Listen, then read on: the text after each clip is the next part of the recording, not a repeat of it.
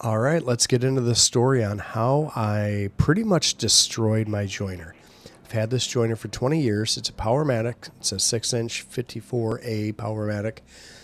And I occasionally get these little drink rings in there. Buddies come over, we have people over, and it's just a common spot to rest your cup or your pop or your beer. And those drink rings drive me crazy because they shouldn't be there. And I should just protect it, put it away, cover it, whatever. And so I get to a point where I see a drink ring, and now I'm going to clean it all up, and I'm going to polish it up and use a sanding block, dead flat sanding block with sandpaper on it, and just go through the polishing process. There's lots of guys that do this online, and they show you the proper way to polish tools and that sort of thing. I'm doing it wrong, completely wrong here. It should all be taken down consistently, not in this little pattern. This doesn't make any sense, but you think you're doing it right because you got it all nice and shiny at the end. I'm using brake cleaner here. Brake cleaner is an amazing cleaner. Oh my gosh. So then you get one of these tools, and this is a multi-gauge tool by One Way, or is it On Way? It's spelled One Way. It's one word. And it's a pretty sophisticated and sensitive device, but it's simple. And that's a backing off a piece of sandpaper, super thin. And I'm just kind of demonstrating just how sensitive this multi-gauge device is. You'll see how much this moves.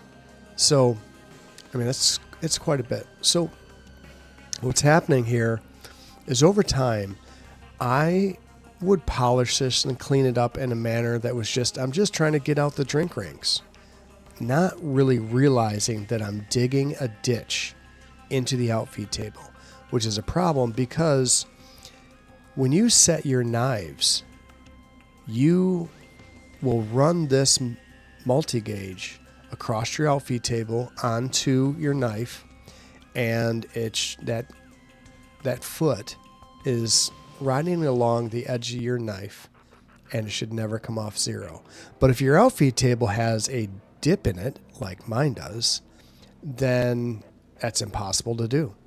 So my choice now is, do I want this to be a boat anchor or a piece of furniture? Maybe I make a bar out of it, because this, to me, I haven't come up with a better solution. Do I take these out and get them machined perfectly flat? They can be, but based off of what a part of the machine, I'd have to work side and side and take the machine apart and hand it to a machinist, some machine shop somewhere, and they're going to have to surface it dead flat, then put it back on the table and find the highs and lows somehow. I'm not sure. By the time I pay for all of that, I could just buy a brand new joiner. Anytime I buy a joiner from here on out, I will bring one of these multi-gauges with me. Whenever you're dealing with a joiner, you're making adjustments, you're setting knives, you have to have one of these multi-gauges. I didn't know that when I first got this joiner. I didn't know that until about 5 years ago, and I think that's about when I bought this simple device. I think they're about $119 on Amazon or something. So the only constant I have on this machine right now is the drum that foot is on that carries all three blades. The outfeed table is a potato chip. The infeed table is a potato chip. I have no idea how to make those parallel, and coplanar is a word that we use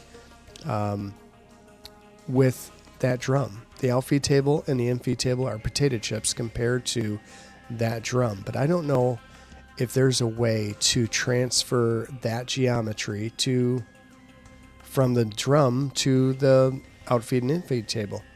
So I have bought a new helical head for this, and I ordered a new outfeed table for this machine.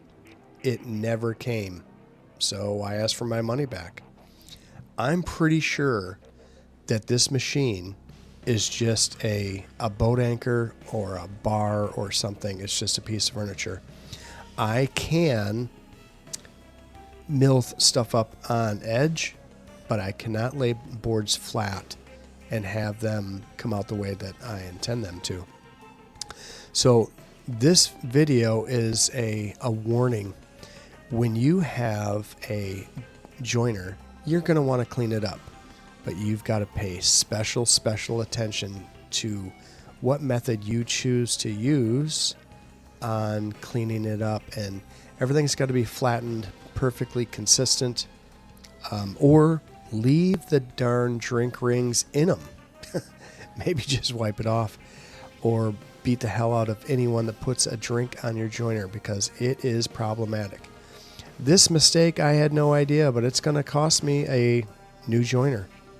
And I looked all over the YouTube, the internet, to find ways to correct this, and I don't believe that there is, but this video is going to be out there as a cautionary tale. Please pay attention to that.